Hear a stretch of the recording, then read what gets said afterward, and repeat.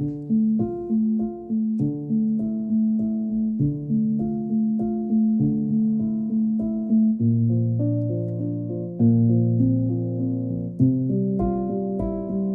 Day of a Terrorist.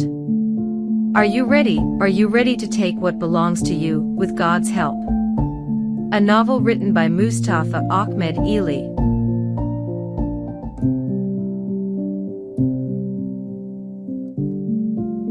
This morning, when he painfully pulled himself out of the semblance of a rag that served him as a mattress on the floor of the tin shack that was sheltering him, he, his two younger brothers and sisters and their mother, he still had aches and pains the day before and the indescribable bitter taste that haunted his mouth. He mechanically turned his eyes away from the members of his little family huddled together to escape the cold. They occupied, pitiful, the small patched mat of the corner least exposed to the wind that shook the house. He got up as usual at the muezzin's first call. Dawn was already dawning, and he began to curse his miserable condition, and the thought that kept him awake late into the night. The little stingy arm that protruded from the skin cover that covered his little family attracted his attention. He gently took it back under the blanket and felt, suddenly, a dull revolt rising to his throat. How can he bear the misery of his own? How, during all his sleepless nights, he had rehearsed what his little brother had told him: "Big brother, I'm hungry, I want something to eat. I have only eaten a little bread since this morning, and you left a long time, and you did not bring us anything." He had promised to come out to get some food. He wiped away the tears that rose in the younger brother's eyes. He knew, however, that he was still coming back empty-handed when he fell asleep. That night he had come out, but he had gone to the mosque. It was for him, in poverty, a refuge where, on an empty stomach, he began to meditate and to implore the benefits of God. That evening, he met a newcomer, a new character he did not know among the regulars of the mosque. He greeted the attendants as he entered the mosque, and then sat down in the corner and waited for the imam to arrive to begin the dusk prayer. His appearance, like that of all the regulars of the mosque of this very poor district, thrown on the outskirts of the city, made one see his condition. Shredded clothes and sandals 1,000 times patched. He felt that someone was looking at him. He turned around and saw the newcomer, who was staring intently at him, and who invited him to join him on the wide prayer rug he had unfurled. He joined him not without some apprehensions. Newcomers were rare, as was everything in this mosque. As far back as he can remember, the most recent object was the fasting calendar of the month of Ramadan of the year 1420 AH, which was graciously sent by the Ministry of Islamic Affairs, and now yellowed defiant wall, like the wide plates of painted paintings, the universal attraction. He greeted the person who invited him, and sat next to him. A silence was made which was immediately interrupted by his host. "Thank you for joining me. I just arrived here, and I do not know anyone yet, and I see, to your knowledge of the place, that you are a regular at this mosque." He did not understand how he could be useful to him, and asked about it. The character held him almost this language: "My brother, I seek to know people of faith who are in solidarity to change this society. We are victims of this corrupt society, and we must take what belongs to us, with the help of God." The words of this unexpected preacher echoed in his ears like a gong. An alarm that was triggered. How could he explain that? It was like a buried aspiration that has just been revealed by the words of this stranger. He was not accustomed to this kind of speech, but rather to that of resignation, in which every act that was done was painful in the hereafter. In this world, all the culprits will be punished by God when the time comes. To seek revenge by oneself is a disbelief and exposes to the worst divine sanctions. That's what he always learned. And yet, he had heard that the law of retaliation existed in Islam. He prided himself on curiosity and engaged in dialogue.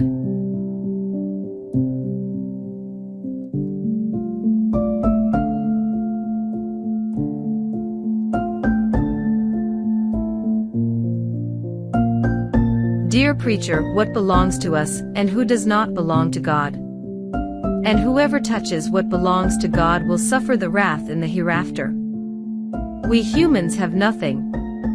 My brother, replied the preacher, everything belongs to God, it's true, including ourselves.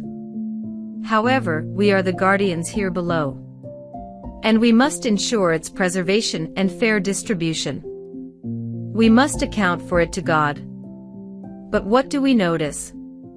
Unbelievers do what they want while real Muslims like you are deprived of what is yours. But God will punish them, said the poor man.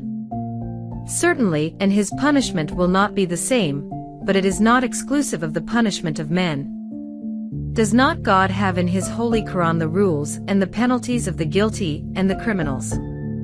Certainly, repeated the poor man. The preacher continued, so he has left men the power to make their own justice.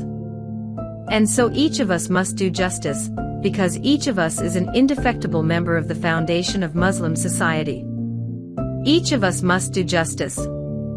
But it's the business of the state. You see what the state has become? Asked the preacher. A place where corruption, theft of your property is not even punished. It means that the state is helpless and you with it, if you do not react, and do not take what belongs to you with the help of God.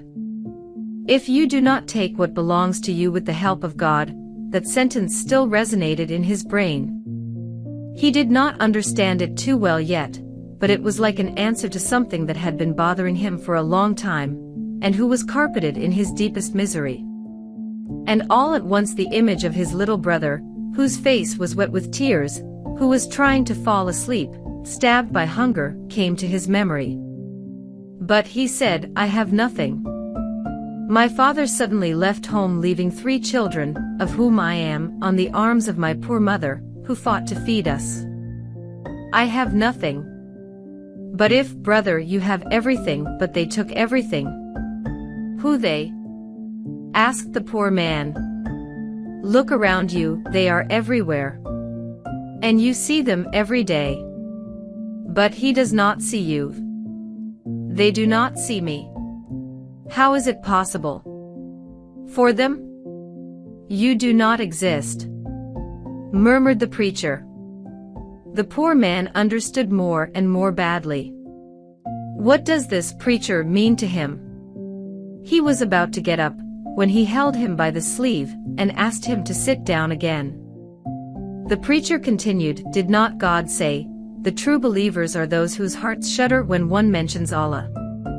And when his verses are recited to them, it increases their faith.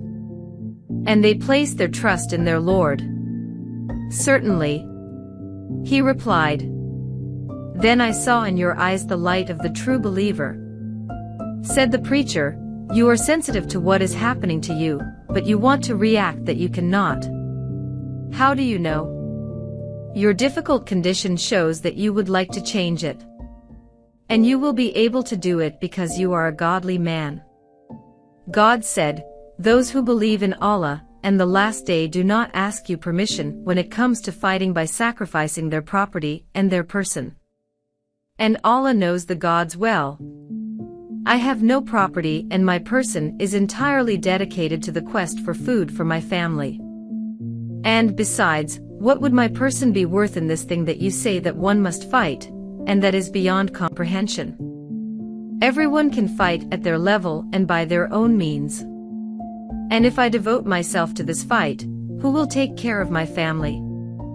God will provide for it, because he did not create a creature without providing him with the means of his pittance. Certainly my friend, but for my family, it is through me that he ensures. And if you disappeared, who would you believe will provide for the pittance of your family? I cannot say it, but God is omniscient. He is the only one to know the future. Each of us on a mission on earth, and no one can say when it starts and when it ends. Are you ready to finish it? I do not understand, reacted the poor man. Are you ready to give your family everything they want in exchange for your disappearance? Be clearer, please. Are you ready to take what belongs to you, with the help of God? But I do not ask anything except to support my family. To sacrifice yourself for her. Certainly. We propose to become a martyr to sacrifice you for the good cause. Sacrifice for the good cause. Yes, jihad, the fight for the triumph and glory of God. And who will take care of my family? Reassure yourself, in exchange, we offer you enough to make live all your family for all the life. Who? You? We are a group of people dedicated to jihad. We seek eternal peace in paradise by offering our lives for the glory of God. Are you ready to join us? He remained silent for a moment before answering, as if he perceived with greater clarity what the preacher wanted. I'll think about it, he said. And he got up.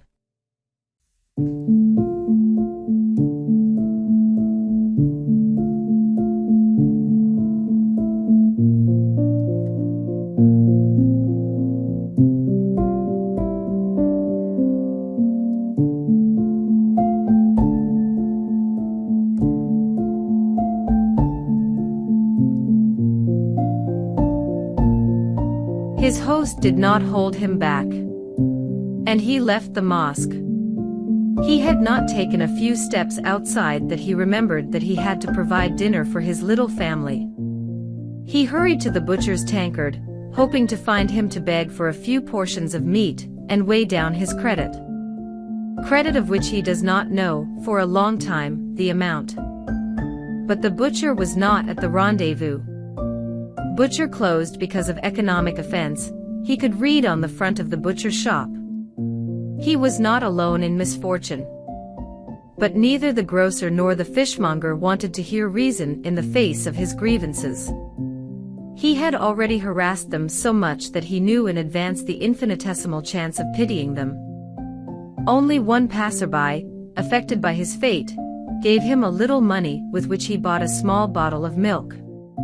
So it was empty pockets and hands clutching this little bottle of milk that he regained the house that sheltered his poor family. As usual, all slept. Only his little brother was waiting for him with haggard eyes, chilled with cold. He was so hungry that spasms shook all his limbs. He took him in his arms, covered him with a piece of his worn overcoat, and made him drink in small sips the contents of the small bottle of milk. He cradled him to sleep, then he put him under the blanket of skin that was already covering the rest of his family. He had not finished this gesture that a sentence suddenly sounded in his ears. Are you ready to take what belongs to you, with the help of God? Sudden words that emerged from his unconscious. He held his head in his hands and rushed out of the house. 25 years of contained misery, buried in his unconscious, rushed up and stormed the last ramparts of his fatalistic consciousness.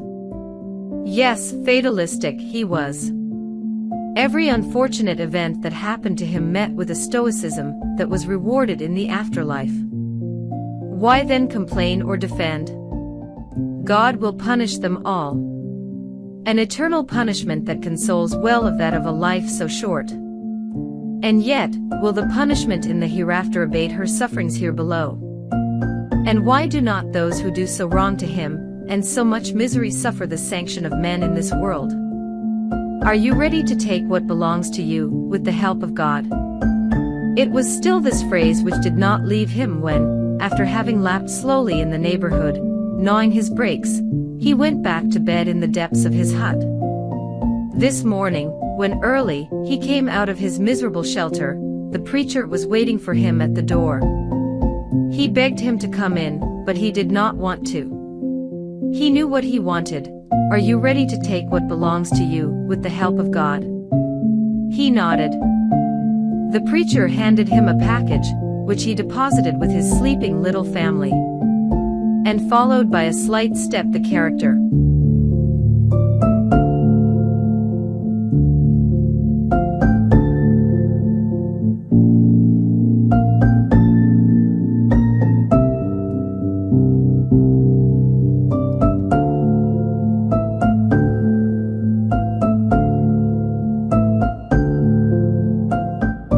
When awakened by the first rays of sunlight that filtered from the roof of the house, the mother of the little family unpacked the curious package at her feet. She found money. Where could it come from, she said to herself. I will ask my son when he returns from the mosque. The mother waited all day, all evening, all week, all life. Her eldest never came back. Nobody ever knew the truth about the disappearance of the eldest son of this poor family who still lives in the slums. No one except a preacher who came one evening to a mosque where he met a left out of a corrupt society, and who was still, in spite of his misery, a being who believed that his sacrifice could change things. And every evening the little brother's arm slipped out of the narrow blanket that covered the little family, and could not find anyone to bring it back. Are you ready to take what belongs to you, with the help of God?